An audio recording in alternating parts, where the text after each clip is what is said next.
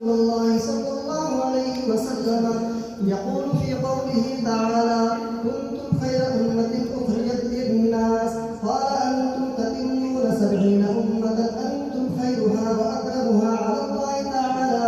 رواه الترمذي وابن ماجه والدارمي، وقال الترمذي: هذا حديث حسن. أعوذ بالله من الشيطان الرجيم. بسم الله الرحمن الرحیم. طلباء عزیز، آپ نے مشکات کی آخری حدیث کی تلاوت کی ہے. اس پر کچھ کلام کرنے سے پہلے اس مدرسے اور اس مدرسے کے بانی اور پھر ان کے صاحبزادے حضرت مولانا جمیل الرحمان صاحب نفر اللہ محمد اور یہاں تک ان کے صاحبزادگان جتنے یہاں تشریف فرما ہیں اور جو گھر میں ہیں، سب سے اپنے تعلق کا ایک مختصر سا خلاصہ آپ کے سامنے پیش کرنا ضروری اور لازمی سمجھتا ہوں. حضرت محترم قاری عبدالرحمان صاحب نور اللہ محمد، جنہوں نے سن 1936 عیسوی میں یہ مدرسہ قائم کیا، ان کا میرے والد مرحوم حضرت مولانا سید محمد اظہر شاہ فیصل سے نہایت قریبی والدانہ تعلق تھا. میرے والد مرحوم مدرس عربی نہیں تھے، بلکہ وہ رسالۃ دارالعلوم جو آج بھی نکلتا ہے ماہنامہ، اس کے مدیر تھے. اسی کے ذریعے سے ان کے روابط قائم ہوئے، تعلقات اور مراسم قائم ہوئے. حضرت قاری صاحب نے انتہائی اخلاق کا، انتہائی تعاون کا، انتہائی مدد کا اور مراسم کو مضبوط تر بنانے کا سلسلہ جاری اور قائم رکھا. نسل در نسل یہ سلسلہ ایسا قائم ہوا کہ حضرت قاری صاحب بھی اس دنیا سے تشریف لے گئے اور میرے والد مرحوم بھی اپنے وقت موجود پر دنیا سے اٹھ گئے. پھر میرا تعلق حضرت مولانا جمیل الرحمان صاحب سے قائم ہوا. انتہائی نظیف، انتہائی پاکیزہ فطرت، انتہائی محبت کرنے والے اور انتہائی درد مندی کے ساتھ پیش آنے والی شخصیت تھی. مرد نوازی ان کے مزاج کا، ان کی فطرت کا حصہ تھا. انہوں نے ہر لمحہ اپنی محبتوں سے، اپنی شفقتوں سے مجھے نوازا اور مجھ سے بڑے تھے، لیکن کبھی اس کا احساس انہوں نے نہیں ہونے دیا کہ میں ان کا، ہمیشہ انہوں نے میرے ساتھ محبت اور تعلق کا معاملہ رکھا. اللہ تعالیٰ حضرت قاری صاحب کی، حضرت مولانا جمیل الرحمان صاحب کی قبر کو نور سے بھر دے، ان کے اعمال حسنہ کو قبول فرمائے اور یہ خدمات جلیلہ کا جو سلسلہ قائم ہے، خداوند قدوس تا قیامت اس کو قائم و باقی رکھے. ان کے صاحبزادگان اسی طرح دین اور علم کی خدمت کے اندر مصروف رہیں. یہ ادارہ ترقیات کرتا ہے، یہ ادارہ ترقیات کی طرف جانے کا گامزن ہے اور ان راہوں پر اس کا سفر جاری رہے جو علم اور کمال کی راہیں ہیں اور جو خداوند قدوس کی آنکھیں ہیں اور جنہیں رب العزت نے متعین فرما دیا ہے. یہاں تمام حضرات مدرسے کے ارکان اور شہر کے عمائدین اور مؤسسین اور تمام مہمان کرام طلباء عزیز موجود ہیں. انہوں نے جس عزت افزائی کا، جس تشکر کا، جس کیا کہتے ہیں تعلق کا اظہار کیا ہے، میں ان سب کا ممنون کرم اور شکر گزار اور احسان ہوں. طلباء عزیز، یہ کتاب جو آپ کے سامنے ہے مشکات، یہ مدارس اسلامیہ میں صدیوں سے پڑھائی جا رہی ہے. حضرت عبداللہ بن محمد، حضرت محمد بن عبداللہ خطیب تبریزی کی تشریف ہے اور 8ویں صدی ہجری کے اندر اس کو انہوں نے ترتیب دیا. محدثین میں ایک بات بالکل بنیادی طور پر سمجھ لیجیے کہ جتنے عجم کے اندر محدثین ہیں، کہیں اور محدثین نہیں ہیں. سب سے بڑی مرکزی شخصیت جو حضرت امام بخاری رحمۃ اللہ علیہ کی ہے، وہ بھی عجمی ہے. بخارا کی سرزمین سے ان کا تعلق ہے. یہ ترمذی ہو یا کیا کہتے ہیں مسلم ہو یا ابو داؤد ہو یا اس قبیل کی تمام احادیث اور سیاہ ستہ تمام کے تمام تدوین ہے ان کی، یہ عجم کے تمام محدثین تھی. حضرت خطیب تبریزی جو ہیں وہ شافعی مسلک ہے. ان کا تعلق کہاں سے ہے؟ شافعی مسلک ہے. اس میں سیاہ ستہ کی احادیث بھی انہوں نے جمع کی ہیں اور احادیث کی کتب دارمی اور بہقی وغیرہ کی بھی احادیث انہوں نے لی ہیں. یہ کتاب کس طرح سے وجود میں آئی، کس طریقے سے اس کو انہوں نے ترتیب دیا؟ ان کے استاد حضرت طیبی، علامہ طیبی نے ان سے کہا کہ تم ایک ایسا مجموعہ مرتب کرو کہ جس کے اندر مختلف احکام اور مختلف مسائل کا ذکر کیا گیا ہو. تو انہوں نے اپنے استاد کے کہنے پر یہ کتاب ترتیب دی اور حقیقت واقعہ یہ ہے کہ یہ کتاب علامہ بغوی کی کتاب کا کیا کہتے ہیں انتخاب ہے. علامہ بغوی کی کتاب 2 فصلوں پر متعلق تھی، 2 فصلوں پر منتهی تھی. وہ 2 فصلیں تھیں، ایک فصل کا اضافہ کیا علامہ تبریزی نے، اور اس میں جو کیا کہتے ہیں علامہ بغوی کی کتاب کے اندر جو کمی تھی وہ یہ تھی کہ انہوں نے روات صحابہ کا اہتمام نہیں کیا تھا، ان کے نام درج نہیں کیے تھے، اور نہ ماخذ انہوں نے لکھے تھے، اور ماخذ کا اہتمام کیا انہوں نے 2 فصلیں تھی، تیسری فصل کا اضافہ کیا۔ کل کتاب جو ہے 9545 احادیث پر مشتمل تھی، لیکن حضرت تبریزی رحمۃ اللہ علیہ نے 1115 احادیث کا اس کے اندر اضافہ کیا، اور یہ ایک ایسا مجموعہ ترتیب پا گیا کہ موقوف علیہ سے کہا جاتا ہے۔ بخاری سے پہلے اس کتاب کو پڑھایا جاتا ہے ہمارے مدارس اسلامیہ کے اندر، جو فی نفسی کلام کیا گیا ہے حدیث میں، اس پر آپ سے بات گفتگو ہوگی۔ میں چند بنیادی باتیں بحث طالب علم اپنے چند ساتھی طلبہ سے کچھ عرض کرنا چاہتا ہوں، اور ان کی خدمت میں کچھ گزارشات ہیں وہ پیش کرنا چاہتا ہوں۔ یہ وہ بنیادیں ہیں جو ہم نے اپنے اساتذہ سے اپنے درسگاہوں کے اندر حاصل کی ہیں، یہ وہ چیزیں ہیں جو اللہ رب العزت نے ہمارے اساتذہ کے ذریعے ہم تک پہنچائی ہیں۔ وہ سلسلہ دراز ہے، وہ سلسلہ ضروری ہے جو آج تک دارالعلوم سے دیگر مدارس کے اندر چلا رہا اور جاری ہے اور ساری ہے انشاءاللہ العزیز۔ آپ جانتے ہیں کہ ہر چیز کو اللہ رب العزت نے مرکزیت عطا فرمائی ہے تمام چیزوں میں۔ خود آپ محسوس کر لیجیے کہ خانہ کعبہ کو مرکزیت حاصل ہے تمام عبادت گاہوں میں، یہ 23 جگہ ہو رہا ہے۔ اس کے بعد مرکزیت کس کو ہے؟ وہ مسجد نبوی کو ہے۔ اس کے بعد نمبر کس کا آتا ہے؟ وہ مسجد اقصیٰ کا نمبر آتا ہے، اور پھر ایک ترتیب قائم ہوتی ہے۔ تو مرکزیت کس کو حاصل ہوئی؟ خانہ کعبہ کو۔ اس پہ نماز پڑھنے کی فضیلت اور ثواب سب سے زیادہ مسجد نبوی میں، اس کے بعد نماز پڑھتے ہیں تو اس کا ثواب اور اس کی فضیلت سب سے زیادہ، پھر مسجد اقصیٰ میں آپ آتے ہیں تو اس کا ثواب سب سے زیادہ ہے۔ یہ ایک ترتیب قائم ہے، اور ترتیب تو انبیاء کے طرف قائم رکھی ہے اللہ رب العزت نے، جو مرکزیت اور رفعت اور عظمت اللہ رب العزت نے حضور اکرم صلی اللہ علیہ وسلم کو عطا فرمائی ہے، وہ انبیاء گروہ میں، گروہ انبیاء کے اندر، قبیلہ رسول کے اندر، اور جماعت پیغمبران میں تک کسی کو بھی حاصل نہیں ہے۔ حضرت آدم علیہ السلام ابو بشر ہیں، تمام انسانوں کے بعد ہیں، تمام عظمتیں ان سے متعلق ہیں، لیکن جو عظمت اور مقام بلند اور مقام علو جو ہے اللہ رب العزت نے نبی کریم صلی اللہ علیہ وسلم کو عطا فرمایا، کسی کو عطا نہیں فرمایا۔ نبی کریم صلی اللہ علیہ وسلم کو جو دین دیا تمام ادیان کا مجموعہ، کامل اور مکمل مجموعہ، اس میں کسی تحقیق کی گنجائش نہیں۔ جو کتاب دی گئی ہے بھائی توریت بھی آئی تھی، زبور بھی آئی اور انجیل بھی آئی، لیکن مرکزی کتاب کی حیثیت سے ہوئی وہ کلام مجید پاس ہوئی۔ تمام کی تمام کتابیں ہیں، کلام اللہ تو صرف اللہ کا کلام جو ہے وہ قرآن کریم ہے۔ دنیا کے اندر جو کچھ بھی ہے وہ سب ختم ہو جانے والا ہے، فنا ہو جانے والا ہے، اور ہم دیکھ رہے ہیں کہ شب و روز انسان بھی چلے جا رہے ہیں، عمارتیں بھی ڈھیر ہو رہی ہیں، قلعے بھی کیا کہتے ہیں زمین میں استعمال ہو رہے ہیں، روایتیں بھی کیا کہتے ہیں ہوئی جا رہی ہیں، اور تاریخ بھی اور روایتیں بھی تمام سب سے ہم دور ہوتے چلے جا رہے ہیں۔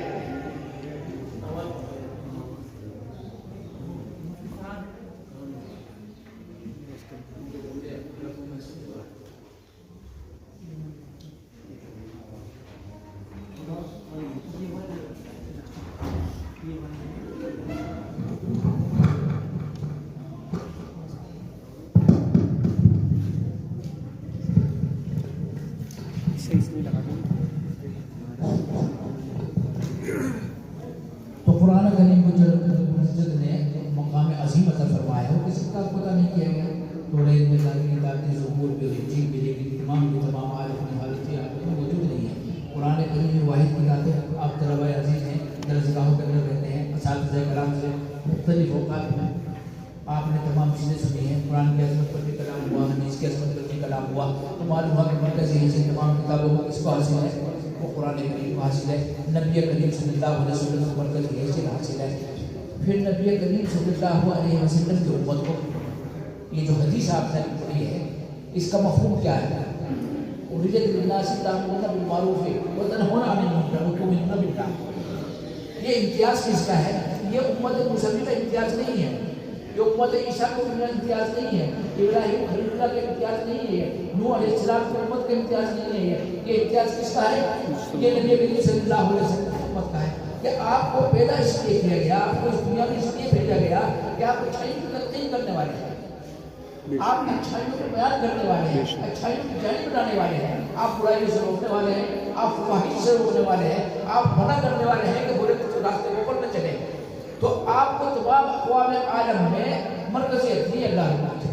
کسی قوم کے بارے میں نہیں کہا ولد الناس، صرف آپ کے بارے میں کہا، امت محمدیہ کے بارے میں کہا. تو یہ مرکزیت کو باقی رکھنا کس کی ذمہ داری؟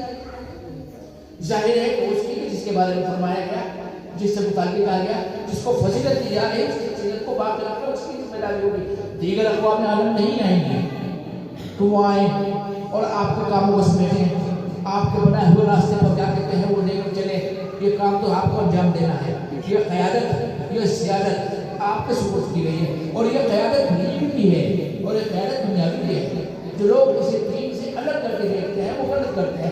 نبی کریم صلی اللہ علیہ وسلم کی حیات مبارکہ، آپ کی شمائل فاضلہ، آپ کے عادات جمیلہ، آپ کے معمولات مبارکہ، آپ دیکھ لیجیے نبی کریم صلی اللہ علیہ وسلم کی زندگی کا کون سا ایسا گوشہ ہے جو ہمیں یہ نہیں بتاتا کہ یہاں بھی قیادت کی ضرورت ہے، یہاں بھی رہنمائی کی ضرورت ہے، یہاں بھی روشنی چاہیے، یہاں بھی تعلیم کو ہٹانا ہے، یہاں بھی ظلمت کو ختم کرنا ہے. تو نبی کریم صلی اللہ علیہ وسلم کمانڈر کی حیثیت سے میدان جنگ موجود ہے، کوئی مجاہد کی حیثیت سے موجود ہے. ان سے زیادہ پاک باز، ان سے زیادہ عابد، ان سے زیادہ زاہد، ان سے زیادہ عبادت گزار کون سکتا ہے؟ ان سے زیادہ اچھے، ان سے زیادہ کھڑے، ان سے زیادہ مکمل معاملات کون کر سکتا ہے؟ انہیں جیسا حسن سلوک، انہیں جیسا بہتر برتاؤ، انہیں جیسا اعلیٰ اخلاق، انہیں جیسا مدد کردار کس کا ہو سکتا ہے؟ تو اس امت کو ان تمام چیزوں کو حاضر ہونا چاہیے. آپ طلبہ عزیز ہیں، آنے والا کل جو ہے وہ آپ کے لیے رکھی گئے ہیں. آپ ہی سے امیدیں لگائی جائیں گی. آپ جس طرح کے طالب ہیں وہاں سے آپ کچھ لے کر جائیں. پوری دنیا منتظر ہے، صرف امت نہیں، پورا عالم چاہتا ہے انسانیت کو، سکون کو، امن کو، راحت کو. یہ تمام چیزیں کہاں ہیں؟ اسلام کے دامن میں ہیں. اور ان کو پھیلانا اور ان کو پہنچانا کس کی ذمہ داری ہے؟ وہ آپ کی ذمہ داری ہے، علماء وقت اور علماء دہر کی ذمہ داری ہے. میں ایک دوسری بات آپ سے عرض کرتا ہوں اور اسی ذیل کے اندر ہے. یہ آپ کا دماغ ہے، یہ آپ کے ہاتھ پاؤں ہیں، یا آپ کے ناک ہے، آپ کے کان ہیں، آپ کی آنکھیں ہیں. اگر کسی کا دماغ خراب ہو جائے اور ساتھ اس کا خطا ہو جائے، یادداشت اس کی گم ہو جائے اور شعور اور ادراک کی کوئی بھی لمحہ اس میں باقی نہ رہے، دماغ خراب ہو گیا، انسان مرے گا. یہ تو طے شدہ ہے. موت کا سبب کوئی بھی ہو سکتا ہے، لیکن عام حالات میں ہم جو دیکھتے ہیں ایسا ہوتا نہیں ہے. کوئی آدمی نابینا پیدا ہوا یا حالات اور امراض اور بیماریوں یا حادثات کی بنیاد پر اس کی بینائی چلی گئی، وہ آدمی مرے گا.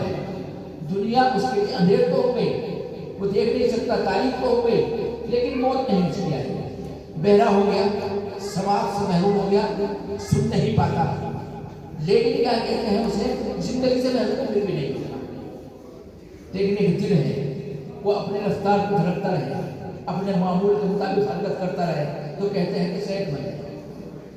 یہی دل اگر معمول سے زیادہ دھڑکنے لگے، سست روی کے ساتھ چلنے لگے، کہتے ہیں کہ بھائی بیمار ہے آدمی.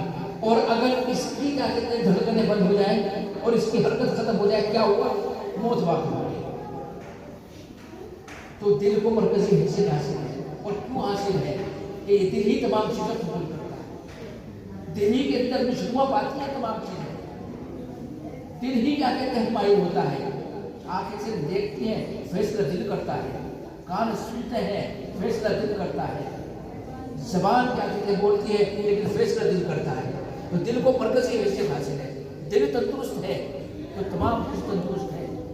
اور اگر دل ہی متاثر ہو گیا اور دل کی دھڑکنیں ہی ختم ہو کر رہ گئی تو انسانی جسم ایک مردے کا جسم ہے. اس کی حیثیت ایک ڈھیلے سے زیادہ کہ نہیں ہے. امام الحسن حضرت علامہ سید انور شاہ کشمیری نور اللہ مرقدہ نے ایک موقع پر فرمایا کہ جب جسم سے روح نکل جاتی ہے تو انسان کی حیثیت ایک ڈھیلے کی، ایک پتھر کی ہو کر رہ جاتی ہے، چاہے جہاں اٹھا کر رکھ دیجیے، چاہے جہاں اٹھا کر پھینک دیجیے. تو یہ دل ہے جو قبول کرتا ہے. اور اس دل کی مرکزیت کا ایک ثبوت اور بھی ملتا ہے کہ نبی کریم صلی اللہ علیہ وسلم کو 2 بار شرط صدر ہوا ہے. ایک ساتھیہ حلیمہ کے یہاں جب آپ بچے تھے، اور ایک حرم شریف میں. کیوں ہوا بھائی؟ پاک دل تھا، منزہ دل تھا. اللہ رب العزت نے تمام آلائشوں سے ہمیشہ کے لیے پاک فرما دیا تھا، لیکن ظاہری طور پر بھی قلب کو منزہ کرنا تھا، صاف کرنا تھا. تو باقاعدہ آپ قلب صاف کیا گیا. کیونکہ دل ہی تو ہے جہاں اچھائیاں جگہ بنائیں گی اور جہاں سے برائیوں کا پتر ہوگا. تو نبی کریم صلی اللہ علیہ وسلم کو شرط صدر بتاتا ہے کہ تمام چیزوں کا مرکز خدا قدوس نے کسے بنایا ہے؟ دل کو بنایا ہے. آپ کو یاد ہے کہ جب نبی کریم صلی اللہ علیہ وسلم نے بارگاہ رب العزت کے اندر دعا کی تھی اور عرض کیا تھا کہ جہل بن ہشام اور حضرت عمر میں سے کسی کو دے دیا ہے، تو ہمارے عمر تو ہمارے علماء یہ لکھتے ہیں کہ اللہ رب العزت نے ان کے دل کا جائزہ لیا، ان کے دل کو ٹٹولا. واقف تو خدا قدوس پہلے سے بھی ہے کہ ابو جہل قبول نہیں کرے گا، حضرت عمر بن خطاب جو ہے وہ قبول کرے گا. صلاحیت تو دل میں ان کے ہے، ابو جہل کے دل میں صلاحیت نہیں، لیکن پھر بھی جائزہ لیا اللہ رب العزت نے. دماغ کا جائزہ نہیں لیا گیا، کان کا سماعت کا آنکھوں کا جائزہ نہیں لیا گیا، صرف دل کا جائزہ لیا. اور جب آثار آئے ہیں اور جب علامتیں ظاہر ہو گئی ہیں تو اس دعا کو اللہ رب العزت نے حضرت عمر رضی اللہ تعالیٰ عنہ کے اسلام کو قبول کرنے کی صورت میں خداوند قدوس اپنے رسول کی دعا قبول فرمائی. تو دل جو ہے وہ مرکز ہے روحانی امراض کا اور جسمانی امراض کا. یہ جو تصوف کے سلسلے ہیں ہمارے اور یہ جو خانقاہ کا خانقاہوں کے اندر ضربیں لگائی جاتی ہیں، ضربیں نہیں لگائی جاتی ہیں. یہ تصوف کے سلسلے اس لیے ہے کہ تطہیر قلب اور تزکیہ قلب کے مراحل جو ہے وہ طے ہو جائیں. جو قدورت دل کے اندر ہے، جو کھوٹ ہے، جو زنگ لگ چکا ہے اور دنیاوی زندگی نے ہمیں اپنی حقیقت زندگی سے دور کر دیا ہے، وہ تمام کے تمام زنگ دور ہو، وہ قدورت دور ہو، وہ عداوت دور ہو، قلب صاف ہو. تزکیہ قلب کے لیے اور تطہیر قلب کے لیے خانقاہوں میں جایا جاتا ہے اور علوم شریعہ کو حاصل کرنے کے لیے کہاں جایا جاتا ہے؟ درسگاہوں کے اندر. دیکھیں ایک ایمان ہے اور ایک اسلام ہے. اسلام کہنے کا نام ہے ظاہر اور ایمان کہنے کا نام ہے باطن. جب تک وہ اعضاء و جوارح سے، ہاتھ سے، پاؤں سے، عمل سے ظاہر نہ ہو وہ اسلام نہیں. اور جب تک وہ قلب کا متمکن نہ ہو، بیٹھ نہ جائے، اپنی جگہ نہ بنا لے، وہ ایمان نہیں. مضبوطی کے ساتھ دل کے اندر جم گیا تو وہ ایمان ہے. ایمان کو ایسی چیز نہیں اٹھا کر جیب میں سے دوسری جیب میں ڈال دینے والا ایمان ہے. اسلام ہے کسی خیر بتایا جائے گا. یہ تمام احادیث کے مجموعے کیا ہے؟ یہ ہمیں احکامات دینی سے واقف کرا ہے. یہ ہماری عملی زندگی سے ہمیں آگاہ کر رہا ہے. ہمیں زندگی کیسے گزارنی ہے ہمیں یہ بتا رہے ہیں. وہ بخاری شریف جس کو مرکزی حیثیت حاصل ہے، کہا ہے میں تمام اصول کتاب کہا گیا سے بعد کہ قرآن کریم کے بعد سب سے صحیح کتاب کون سی ہے؟ حضرت امام بخاری کی حدیث کا یہ مجموعہ ہے جسے ہم بخاری کہتے ہیں. تو اسے مرکزی حیثیت حاصل ہے. تو یہ دل جو ہے یہی ہمارے لیے سب سے ضروری ہے کہ ہم اس کے جسمانی اعتبار سے، روحانی اعتبار سے یہ دل منزہ ہوگا، پاکیزہ ہوگا، صاف ستھرا ہوگا، صاف اور شفاف ہوگا تو تمام چیزیں جو ہیں وہ قبول کرے گا. دل جو ہے میلا ہوتا چلا جائے گا اور دل کے اندر جا کے کثافت پیدا ہوتی چلی جائے گی تو روشنی کے تمام دروازے بند ہوتے چلے جائیں گے. روشنی کے تمام دروازے بند ہوں گے تو اعمال کے دروازے بند ہوں گے. اعمال کے دروازے بند ہوں گے تو پھر نافرمانی کے دروازے کھل جائیں گے. پھر عصیان کے اور کفر کے، گناہوں کے، برائیوں کے دروازے کھل جائیں گے. اور جب یہ دروازے کھلیں گے تو اسی وقت دروازہ کھل جائے گا جنت کا حصول اور جہنم سے دوری. کہا ہے قرآن کریم پر عمل اور نبی کریم صلی اللہ علیہ وسلم کی زندگی کو اختیار کرنے. جس نے اس نسخہ علمیہ کو اپنے لیے لازم سمجھ کیا اور لازم قرار دے دیا تو انشاءاللہ العزیز اس کی زندگی بھی سنور گئی اور اس کی آخرت بھی سنور گئی. اس میں سمونہ کا لفظ آیا حدیث کے اندر، یہ تقسیم کے لیے ہے، محدود نہیں کیا سکتا ہے. سمونہ کا لفظ جو ہے کہیں پر ہے؟ تقسیم کے لیے ہے. ہو سکتا ہے اس سے زیادہ بھی کیا ہو سکتا ہے، سمجھ گئے یار. لیکن ان میں تمام فرقوں کے اندر اولیت سے حاصل رہے گی، وہ ان کو حاصل رہے گی جس کا قرآن کریم کی آیت کی صورت میں ہمارا کیا ہے. یہ حضرت باز رضی اللہ تعالیٰ عنہ نے اپنے والد سے اور انہوں نے اپنے والد سے روایت کیا ہے اس حدیث کو، یعنی انہوں نے اپنے دادا سے اور اپنے والد سے. تو یہ سلسلہ جو ہے اس طریقے سے قائم ہوا اور یہ آخری حدیث جو ہے اس سلسلے میں ہے.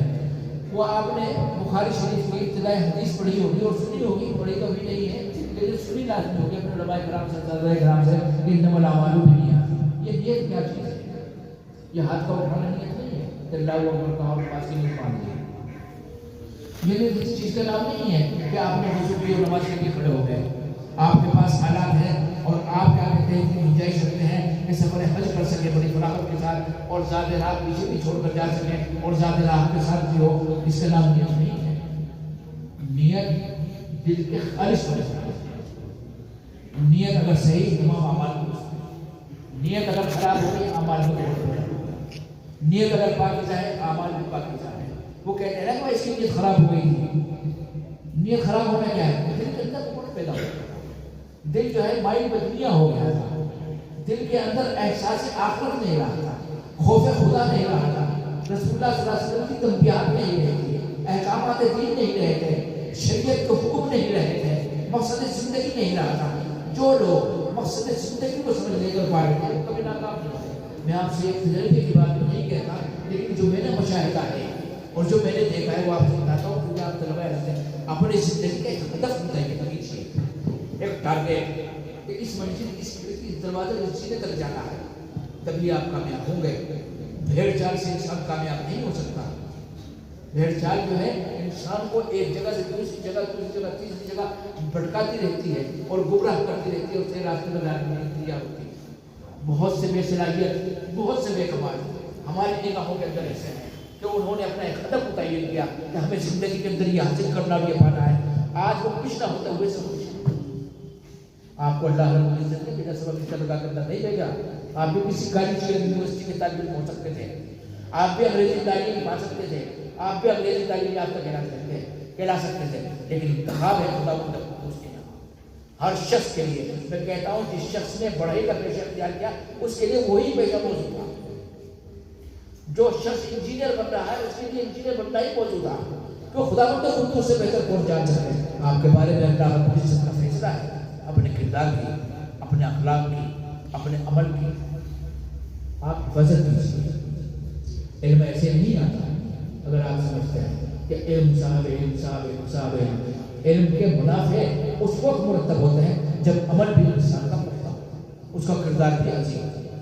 اگر عمل صاف ستھرا ہوگا، پاکیزہ ہوگا، تو اس کے علم کے اندر بھی نافعیت پیدا ہوگی، دوسروں کو بھی فائدہ پہنچائے گا اور اپنا آپ کو بھی فائدہ پہنچائے گا۔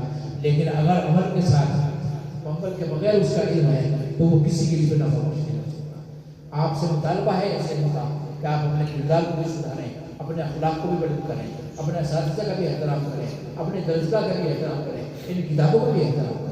یہ نسل بعد نسل اسی طرح سے پھیلا چلاتا رہا، اور پھر آپ ایک بات یہ دیکھیے کہ آپ کی نسل کتنی اونچی ہے۔ آپ کا تعلق تو براہ راست اللہ رب العزت نے اور خدا قدوس کے رسول صلی اللہ علیہ وسلم نے قائم فرما دیا صاحب صوفہ سے، جن کو نبی کریم صلی اللہ علیہ وسلم کو تعلیم دیا کرتے تھے، دور دراز سے وہ آتے تھے۔ آج بھی ہمارے مدارس میں یہی طریقہ ہے، وہ سنت نبوی جاری ہے، وہ سب چشمہ جو جاری ہے وہ اللہ تعالیٰ کا فضل و کرم ہے۔ وہ چشمہ صافی نبی کریم صلی اللہ علیہ وسلم نے ایک چبوترے پر چپڑ ڈال کر قائم فرمایا تھا۔ وہ مختلف شکلوں، صورتوں، عمارتوں اور بلڈنگوں کے اندر آج بھی اس کی جاری ہے۔ وقت گزرنے کے ساتھ ساتھ اس میں تبدیلیاں آتی رہتی ہیں، وہ بلند دوبارہ عمارتوں کی شکل میں ڈھلتی رہتی ہے۔ اس وقت کے احوال ویسے ہی تھے، اس وقت کے تقاضے ویسے ہی تھے، لیکن دور دراز کے تمام صحابہ آتے تھے، ایک وقت کے اندر بیٹھتے تھے، وہاں پڑے رہتے تھے، اور نبی کریم صلی اللہ علیہ وسلم سے کچھ سیکھنے کے لیے وہاں پر موجود تھے۔ حضرت ابو ہریرہ رضی اللہ تعالیٰ عنہ جن کی 3000 سے زیادہ روایتیں بتائی گئی ہیں، ان کا معمول کیا ہے؟ وہ کہتے ہیں کہ نبی کریم صلی اللہ علیہ وسلم سے حدیث حاصل کرنے کے لیے میں حضرت عائشہ اور حضرت حضور اکرم صلی اللہ علیہ وسلم کے حجروں کے درمیان انتہائی تاریخ میں ہیں، بھوک کے عالم میں غشی کی صورت میں پڑا رہا کرتا تھا، اور لوگ یہ سمجھتے تھے مجھے کوئی بیماری ہے، زندگی کا دورہ مجھے ہوتا ہے۔ وہ میرے سر پر اس زمانے کے رواج کے مطابق میری گردن پر پاؤں رکھ کر گزرا کرتے تھے۔ اس طریقے سے کیا کہتے ہیں صحابہ کرام نے علم دین حاصل کیا۔ آج تو آپ کو بہت سہولتیں حاصل ہیں، اللہ تعالیٰ نے کل راحتیں آپ کو دی ہیں، نہ رہائش کے مسائل ہیں، نہ اوڑھنے پہننے کے مسائل ہیں، نہ کام اور قیام کا کوئی قصہ ہے۔ آپ کے ہاتھ میں پیسہ بھی ہے۔ گزرنے والے زمانے میں جو میرا زمانہ تعلیم بھی تھا، اب سے 40-42 سال پہلے طلبہ کے پاس پیسے بھی نہیں ہوتے تھے۔ آخر نہیں مانا کرتا، کسی کے 10 روپے آ رہے ہیں اور کسی کے 5 روپے آ رہے ہیں، انتہائی کمی اور کسی کے حالت میں وقت گزارا کرتے تھے۔ آج تو اللہ رب العزت نے محتمین مدرسہ کو اللہ رب العزت نے حوصلہ عطا فرمایا، ان کی نیتوں کے اندر اخلاص پیدا فرمایا، وہ محنت اور جدوجہد کر رہے ہیں اور دھوڑیاں بھر کے اندر چکر لگا کر اور اصحاب خیر اور اصحاب مال سے، اصحاب سرور سے اور اہل بدل سے وہ آپ کے لیے لے کر آ رہے ہیں، آپ کا حق آپ تک پہنچا رہے ہیں۔ یہ رب العالمین کا انتہائی احسان ہے۔ یہ کتاب جو آپ پڑھ رہے ہیں انتہائی عظیم اور آفام ترین کتاب ہے. خداوند قدوس آپ سب کو علم و عمل کی توفیق سے سرفراز فرمائے, اس درجگاہ علم کو ترقیات عطا فرمائے. اور یہ جو حضرات ہیں حضرت مولانا ضیاء الرحمان صاحب دامت برکاتہ ان کے برادران اور اس مدرسے کے تمام مدرسین اور اس کے اراکین سب کے لیے تمہیں اخلاص پیدا فرمائے, اور جو جدوجہد اور محنت یہ کر رہے ہیں ان سب کو اللہ رب العزت قبول فرمائے. گفتگو آپ سب مجھے صرف اتنی ہی کرنی تھی, ہو سکتا ہے مولانا ضیاء الرحمان صاحب کا خواہش ہو کہ اس سلسلے میں کچھ اور کلام کیا جائے, تو انشاءاللہ پھر کسی اور وقت خداوند قدوس سب پر اپنی رحمت نعمت نازل فرمائے. اور وہ سلسلہ جو قدیم ہمارا چلا رہا ہے, درسگاہ سے قائم ہے, اس خاندان سے قائم ہے, اللہ کو باقی رکھے اور اس خاندان کے ہر فرد کو اپنی نعمت اور رحمتوں سے سرفراز فرمائے. اس لیے کہ احسانات کا یہ سلسلہ جو آج 20ویں نسل تک پہنچ چکا ہے, مجھے اس پر مجبور کرتا ہے اخلاقی طور پر بھی, دینی طور پر بھی اور انسانی طور پر بھی, کہ میں ان سب حضرات کی خدمت میں ہدیہ تشکر پیش کروں اور ان کا ممنون کرم ہوں کہ وہ ہمیشہ ایسے مواقع پر مجھے یاد رکھتے ہیں, اور اس کے باوجود یاد رکھتے ہیں کہ میں ان کی توقعات کو پورا نہیں کر پاتا. وآخر دعوانا ان الحمد للہ.